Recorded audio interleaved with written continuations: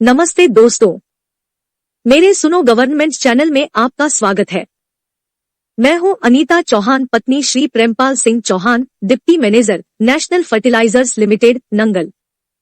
आज के वीडियो में एम्प्लॉइज पेंशन स्कीम से संबंधित एक नई जानकारी देने के लिए मैं आप सबको मेरे हस्बैंड श्री प्रेमपाल सिंह चौहान से मिलवाती हूं, जो इस विषय के जानकार है। तो चलते हैं।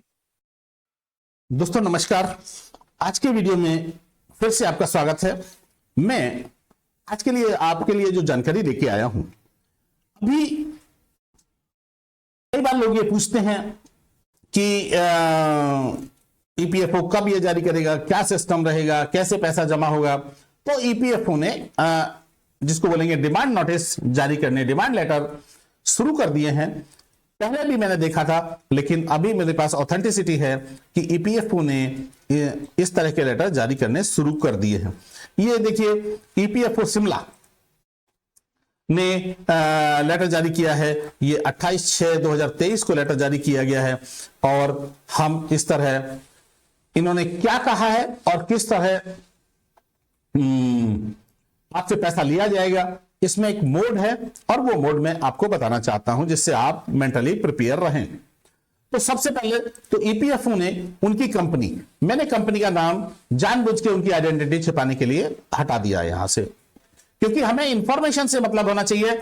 हमें देश के अंदर 7-8 लोग हैं पेंशनर्स, उनसे हमें मतलब किसी की आइडेंटिटी से हमें क्या लेना देना। इसीलिए उनकी जो कंपनी थी, जिस कंपनी में वो सर्विस करते थे, उस कंपनी का नाम था यहां पे, वो मैंने हटा दिया। अब यानी ईपीएफओ ने उनकी कंपनी को एक लेटर जारी किया है, उसमें कंपनी का नाम है, यहां पे सब्जेक्ट क्या लिखा था, deposit of due contribution with interest into the pension fund in respect of Shri, यानी उस व्यक्ति का नाम, और जो पेंशनर है वो पेंशनर है तो उनका PPO number, pension number with acknowledgement number, जो आपने ज्वाइंट ऑप्शन फॉर्म भरा है उसका एक्नॉलेजमेंट नंबर। यानी ये डिटेल आपके बारे में भी जो लेटर आएगा वो ऐसा ही एक लेटर आएगा कि आपको, आपके सबसे पहले देखिए प्रोसीजर क्या होनी चाहिए। सबसे पहले आपने जो डॉक्यूमेंट भेजे हैं उसके आधार पे आपके एप्लीकेशन को कंसीडर किया जाएगा, चेक किया जाएगा एक्सपर्ट कमेटी द्वारा, या ईपीएफओ द्वारा ही कह सकते हैं हम, तो ईपीएफओ द्वारा चेक किया जाएगा। इन्होंने लिखा है कि आपकी जो जॉइंट ऑप्शन फॉर्म है 26/6 को आपने भरा, 26/6/2023 को भरा होगा, उसको इन्होंने एप्लीकेशन को, उसकी जो डिटेल सबमिट की गई है उसको इन्होंने इसको करेक्ट पाया है। Application contribution of the higher pages पे इनको ऑनलाइन एप्लीकेशन जो थी उसको करेक्ट पाया है।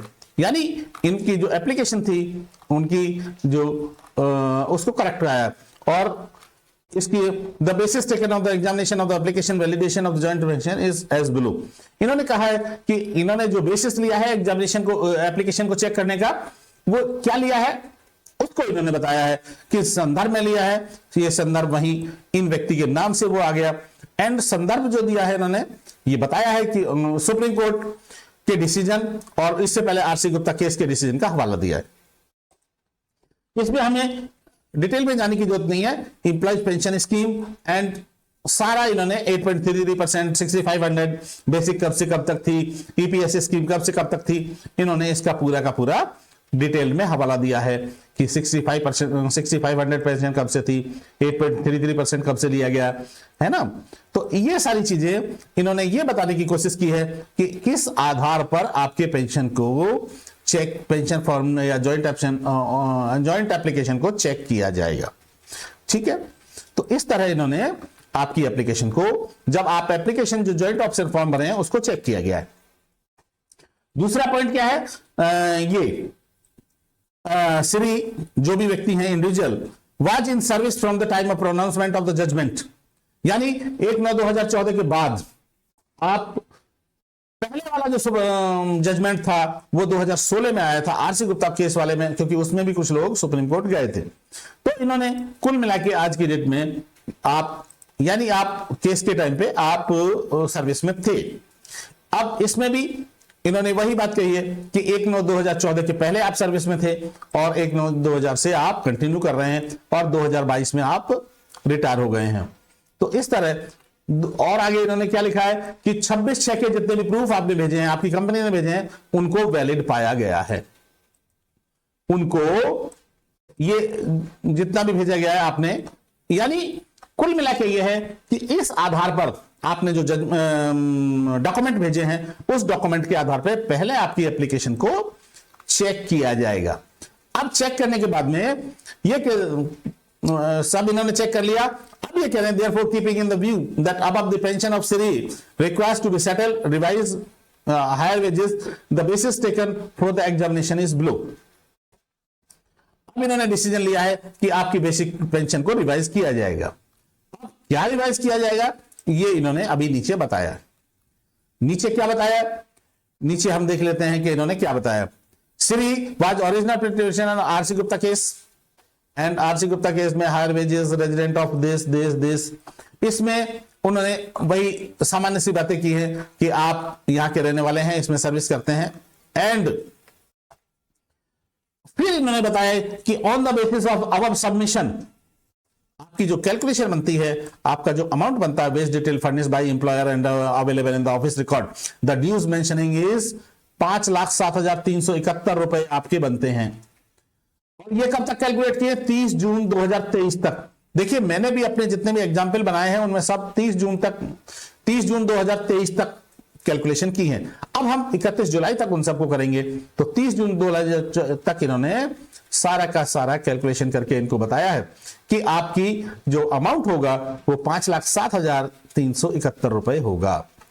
अब आपको ये 5,07,000 रुपए कैसे जमा करना है, इन्होंने फिर ये बताया कि यदि आप 1 महीने डिले होते हैं, 3 महीने का टाइम दिया गया है जमा करने के लिए, यदि आप 31/7 तक जमा करने पड़ते हैं करते हैं तो इतना पैसा जमा करना पड़ेगा, यानी 1 महीने का इंटरेस्ट और जुड़ जाएगा इसमें।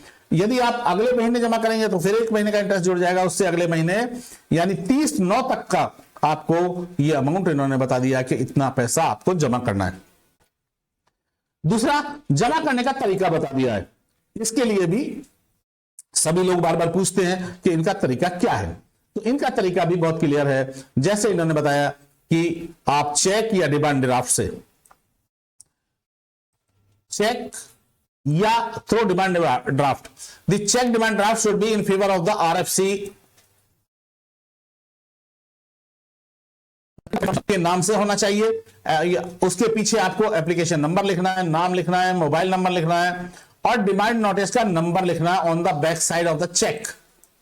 चेक के पीछे आपकी ये सारी इंफॉर्मेशन, देखिए हमारे लोग छोटी छोटी गलतियां करते हैं और फिर उसके लिए बहुत बड़ी परेशानी बन जाती है। तो इसीलिए सारी चीजें तरीके से नोट कर लीजिएगा और जब भी आपके पास डिमांड नोट आए तो चेक के पीछे आपको ये सारी चीजें, कम से कम 5 चीजें हैं। देखिए, application number, PF number, name, mobile number, demand notice number and date, यानी लगभग 6-7 चीजें हो गई है। तो आपको 7 चीजें कम से कम बैक पे, चेक के बैक पे लिखना है। फिर इन्होंने स्कीम के बारे में लिखा है कि ये 1952, हम इसमें नहीं जाते, अब हम इसमें जाएंगे कि इन्होंने किस तरह ये पैसा देना, ये हमें बता दिया। अब ये कह रहे हैं कि बार बार देखिए पेंशन की बात आती है, पेंशन कैलकुलेट कैसे होगी, इन्होंने लिखा है further in performance of the directions of compliance of the head office circular so and so the perform of the joint option 26 in steam enclosed with the advice of the submit. ये तो 26 के बारे में इन्होंने लिख दिया है, कोई दिक्कत नहीं है उसमें, जो ऑलरेडी भरा गया। मैं उसको पढ़ना चाह रहा था कि आपकी पेंशन कैसे कैलकुलेट होगी। मैं इसको पढ़ता हूं। It may please be noted that the monthly superannuation retirement pension payable to the pensioner, हाँ यस यही है, pension to the shall be calculated in accordance with the provisions of the employees provident employees pension scheme. सिर्फ इन्होंने ये बताया है कि employees pension scheme 1995 के प्रोविजंस के अनुसार and various instructions issued by head office के आधार पर आपकी pension calculate at the time of entitlement और सुपर एनाउंसिएशन पे, उसके आधार पे आपकी पेंशन कैलकुलेट होगी। यानी अमाउंट का तो स्पष्ट लिख दिया, लेकिन जब आप अमाउंट का स्पष्ट लिख रहे हैं इसमें एक चीज और क्लियर हो गई कि कुछ लोग ये पूछते हैं, पीछे कुछ लोगों ने थोड़ा अब्यूजिव लैंग्वेज भी यूज की है फेसबुक पेज पे, मेरे फेसबुक नहीं यूट्यूब पे, कि ऐसा कैसे ईपीएफओ ऐसे कैसे कर देगा, बुक एडजस्टमेंट होगा नहीं होगा। एक सर है, उन्होंने तो यहां तक कह दिया आप कैसे कह सकते हो कि बुक एडजस्टमेंट नहीं होगा। मैंने कहा मैंने सुप्रीम कोर्ट के आधार पर जो चर्चा हुई है मैंने उसी आधार पर कहा था। अब ये आप राइटिंग में भी देख सकते हैं कि जब तक आप पैसा जमा नहीं कर देंगे तब तक आप उसके एंटाइटल नहीं माने जाएंगे। तो इस तरह आप पेंशन कैलकुलेट होगी। अब आप फर्दर ये क्या इंफॉर्म करते हैं आपको, ये भी देख लीजिए। It is further inform that pensioner application for validation of joint option pension on higher wages is subject to the deposit of the due contribution with interest. आपकी जो पेंशन है, आपकी जो एप्लीकेशन है, वो डिपॉजिट सब्जेक्ट टू डिपॉजिट, यानी यदि आप डिपॉजिट नहीं करेंगे विद इंटरेस्ट तो आपकी पेंशन कंसीडर नहीं की जाएगी। ये इन्होंने स्पष्ट कर दिया। जो मैंने अपने वेज में मैंने अपने एक लेक्चर में उसमें कहा था, सुप्रीम कोर्ट के डिसीजन के आधार पे कहा था मैंने, लेकिन उसमें काफी कुछ लोगों ने कमेंट किए हैं। तो ये कमेंट आपने गलत किए हैं, ये बिल्कुल सही है। जब तक आप पैसा जमा नहीं कर देंगे तब तक आपको पेंशन का एंटाइटलमेंट नहीं मिलेगा। And also is not received, और इन्होंने पता है क्या लिखा है आगे, if the deposit of the amount of and consent of the member is not received with in 3 months, 3 महीने का टाइम दिया गया from the receipt of the demand notice. जिस दिन आपको डिमांड नोटिस मिलेगा, यानी जिस दिन इश्यू होगा उसके 3-4 दिन और बाद मान लीजिए, it will be treated as the case of the pensioner is no longer interested, no longer, यानी यदि आपने 3 महीने के अंदर पैसा जमा नहीं किया तो यह माना जाएगा कि आप इंटरेस्टेड नहीं है option for higher pension, and accordingly the decision of the application joint officer shall be made. और उसके प्रकार से यदि आपने पैसा जमा नहीं किया तो अकॉर्डिंगली डिसीजन किया जाएगा। Further, EPF shall not be liable to give any interest on the amount deposited in lieu of this demand notice, in case the amount is returned if the pensioner member is found ineligible for the pension of the higher wages।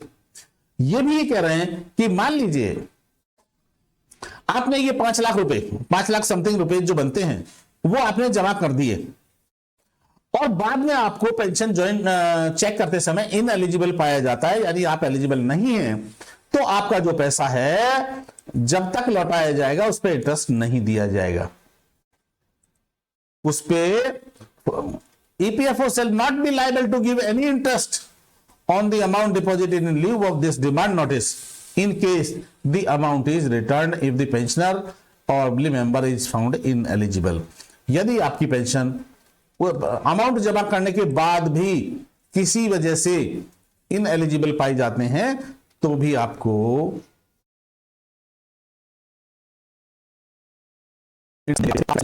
उसे refund कर दिया जाएगा। Your faithfully signature regional provident fund commissioner. इस तरह ये 2 signature हैं regional provident fund commissioner के, और जो इन्होंने इंफॉर्मेशन भेजी है वो इंडिविजुअल भेज दी है और थ्रू मेल भी भेजी है क्योंकि आपका मेल मांगा गया है, और कंपनी को भी भेजी है। कंपनी को तो सबसे ऊपर ये लेटर गया ही है, और आपको जो इंफॉर्मेशन भेजी है एक इस तरह भेजी है कॉपी और एक ईमेल के थ्रू। यानी कुल मिला के ये है कि अब तक अब ये क्लियर है कि आपकी पेंशन किस तरह कैलकुलेट की जाएगी और किस तरह आपकी अमाउंट जमा करने के बाद आपकी पेंशन बनेगी। हाँ, इन्होंने अब ये डिक्लेयर करना इनका बाकी है कि ये पेंशन कैसे कैलकुलेट करेंगे। हालांकि इन्होंने स्पष्ट लिखा है कि प्रोविजंस के अनुसार जो भी प्रोविजन ऑलरेडी हैं उसके हिसाब से पेंशन कैलकुलेट की जाएगी। जो भी ऑलरेडी पेंशन इज कैलकुलेटेड, ये मैं इसको अभी भी सबसे ज्यादा कंफ्यूजन वाला जो विषय है वो ये है। हम इसको एक बार और देखते हैं क्योंकि हर आदमी के दिमाग में जो भी पैसा जमा कर रहा है सबसे पहला यही है कि हमें पेंशन कितनी मिलेगी और रिटर्न कितना मिलेगा। It may please be noted that the monthly superannuation retirement pension payable to the pensioner member shall be calculated in accordance with the provisions of Employees Pension Scheme 1995 and various instruction issued by the head office in this regard at the time of the entitlement public release of monthly pension public retirement pension। यानी EPS के provisions की जितने भी हैं, कोई instruction जितने भी हैं, उसके अनुसार आपकी पेंशन कैलकुलेट की जाएगी। इन्होंने अभी भी ये नहीं बताया। अब जब आपने डिमांड नोट बना दिया, जब आपको पता लग गया कि आपका एग्जैक्ट अमाउंट इतना आने वाला है, और तो पेंशन बना के आपको लिख देना चाहिए था इसमें कि आपको इतनी पेंशन मिलेगी, लेकिन इन्होंने ऐसा नहीं किया है। तो आज के वीडियो में इतना ही सब कुछ। मैं उम्मीद करता हूं कि आपको और इंफॉर्मेशन मिली होगी कि हम किस तरह पेंशन हमारी बनेगी और किस तरह हमें अमाउंट जमा करना है, किस तरह अमाउंट हमारे लिए आएगा। आपका बहुत बहुत धन्यवाद। इस चैनल को सब्सक्राइब कर लीजिए, आपको ऐसी ही इंफॉर्मेशन मिलती रहेगी। यह वीडियो आपको कैसी लगी कमेंट करके जरूर बताएं ताकि मैं इसमें सुधार कर सकूं। इस वीडियो को देखने के लिए धन्यवाद। लाइक और सब्सक्राइब करें, बेल आइकॉन जरूर दबाएं।